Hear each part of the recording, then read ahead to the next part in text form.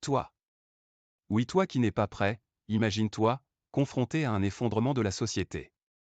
Beaucoup de personnes me rigolent au nez en me disant que dans un pays en paix comme la France, ça ne peut pas arriver. Mais une chose est certaine, n'oublie jamais qu'un sac de survie sera ton meilleur ami et ton allié pour sauver ta vie et celle de tes proches et que ça peut ne pas coûter si cher que ça car tu as déjà chez toi la plupart des choses qu'il doit contenir. Alors voici le minimum de ce que tu dois mettre dedans. De la nourriture non périssable ou d'une DLC assez longue et de l'eau en bouteille et un moyen de la purifier. Des vêtements chauds, un poncho imperméable et une couverture de survie. Une bâche de 3 mètres par 3 minimum, de la corde ou des tendeurs.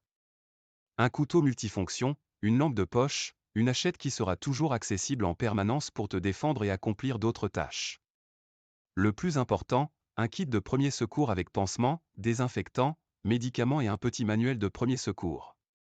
Car en cas de blessure même bénigne, ton évacuation peut vite se transformer en un véritable calvaire et rendre ta progression impossible. Un téléphone ou une radio portable avec chargeur et batterie, une boussole, une carte de ta région, le mieux est de prévoir d'avance où tu vas te rendre. De quoi allumer un feu, comme des allumettes ou un briquet, du coton ou des allumes-feu, le tout dans un sachet étanche à zip, des ustensiles de cuisine en métal pour cuisiner ou bouillir de l'eau. Un nécessaire d'hygiène et sous-vêtements personnels. Range ton sac de manière à y avoir accès très rapidement en cas de départ précipité.